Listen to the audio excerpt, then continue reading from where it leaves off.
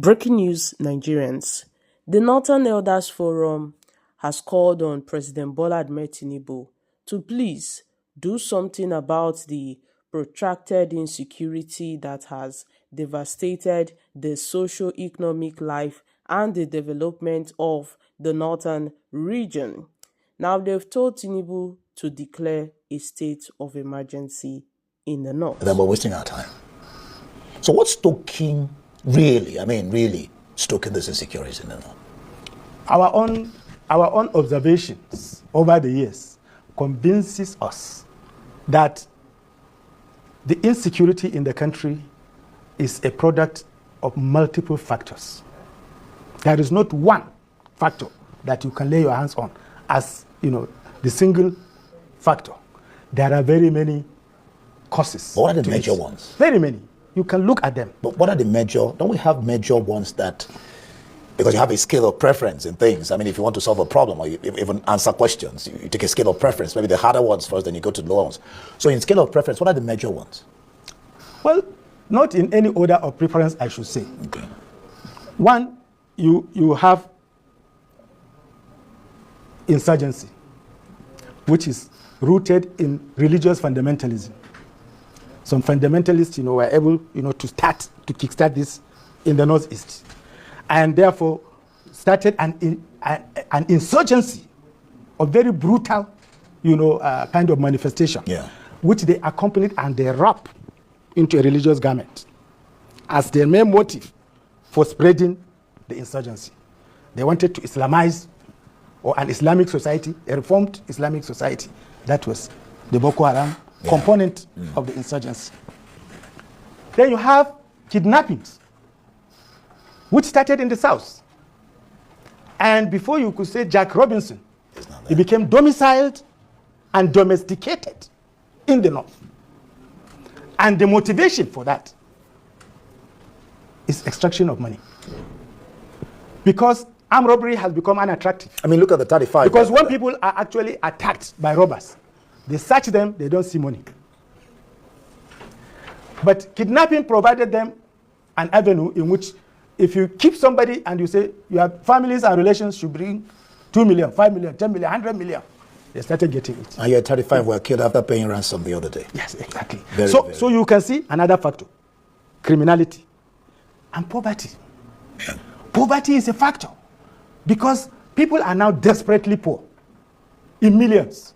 Desperately poor. Worry of everybody. So if they will allow it to operate professionally, so it becomes with the competence that is needed to run it, I want to tell you that the national architecture will be well complemented by establishing state security. Hoping, of course, that what we call, just like you're saying, a Nigerian factor problem will not enter into it because you have to tweak it. Exactly. Because Buba Galadima, for example, he says that if it becomes a constitutional matter, it will spell doom for democracy. But like I said earlier, Adalawal, governor of Zamfara State, he said something quite poignant.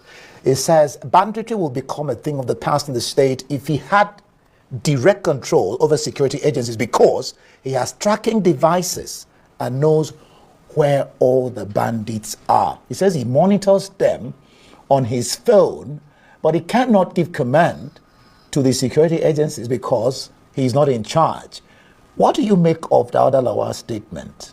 No, actually, I just see it in the context of the Nigeria we live. We have a security architecture in the country that is centralized. The army, the police, and the other security apparatus are all domiciled, at the federal level. The states are bare. They are at the mercy of that architecture. It is that feeling of helplessness. Okay, this is what you mean when you talk about architecture. That made some of the states to create JTFs, all sort of names and to see what they could do. Okay, so when you're talking about architecture, that's part of what you're talking about. So now when you talk about the state police, it gladdens me because it looks like that architecture is now being reformed in a manner that will allow this thing to cascade to the states. In other countries, there are even local government police. So why should we be afraid, provided it is going to be done with the whole objective of providing security for citizens. Good. We don't have anything to fear. This bothers on technology, and we're in the age of technology. Yeah. So should the country be leveraging on technology to drive bandits, terrorists? Without being told. Why should we wait until we are told? So why are we not this doing it? This is the issue. But these are the issues. This is what we are saying. Believe you me, because there is a lot of laxity. And very many of these things, they look indefensible. To say that there is one Bello Turuji that we don't even know where he is. For what are you talking about? You don't know where. Is that not shameful? It is not possible now to stay in any part of Nigerian territory that our governments will become, helpless to say they cannot. And I want to tell you, if such a person had committed crime against the state, you'll be located. The technology will be deployed.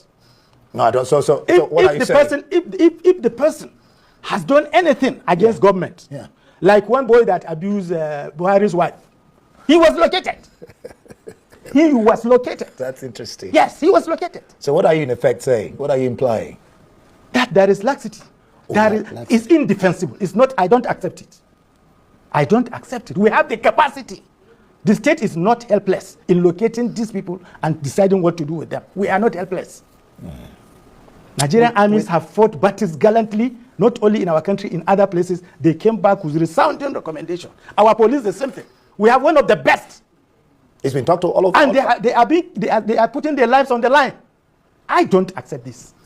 Do you think that these violent attacks, abductions and killings across the region could endanger Nigeria's stability and regional peace? I mean, people have talked about how porous or not our borders are. And the question of our borders, what do you think about it? It is shameful that we should even be saying that our borders are porous. Why should borders be porous? Why? Why should borders be porous? Borders are managed. We should manage our borders efficiently. So why are we the technology to run it is there. So why are we not the manpower to run it is there?